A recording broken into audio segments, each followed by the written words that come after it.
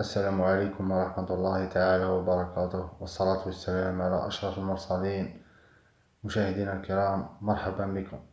سوف نتكلم عن تفسير رؤية الجد والجدة في المنام، ولكن قبل ذلك نذكر الحلم والرؤيا لهما نفس المعنى.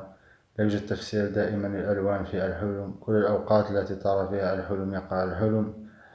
لا يوجد فرق بين المتزوجين والمطلقين والأرامل والعزاب والمرأة الحامل، ما عدا في بعض الأحلام.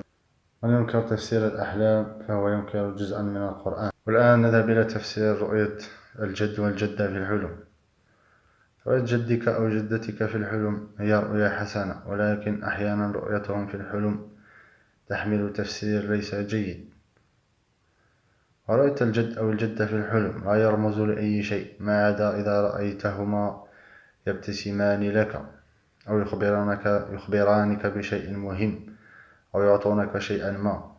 وفي هذا التفسير سوف أتكلم بصيغة المذكر، ونفس التفسير للإناث، وإذا يلزم تخصيص فسوف أخصص.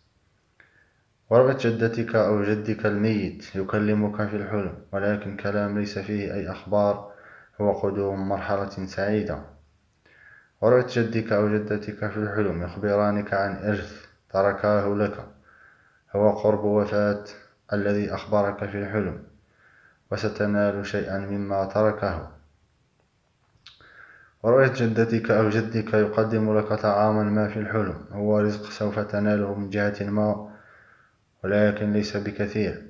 وإذا ألفت بأحدهما يعطيك الطعام، فسوف يعطيك هو طعام ما أو رزق ما.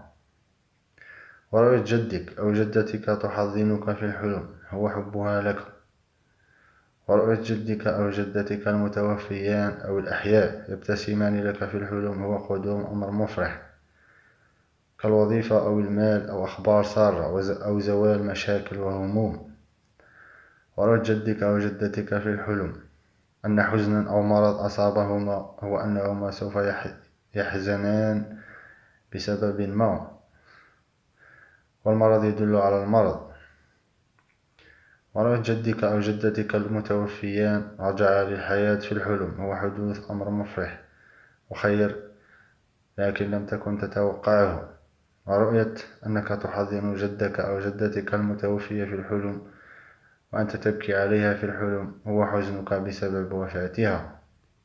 ورؤية جدك أو جدتك يعطيانك مالا في الحلم، هو مال سوف تحصل عليه من عمل أو من مشروع ما أو من جهة أخرى.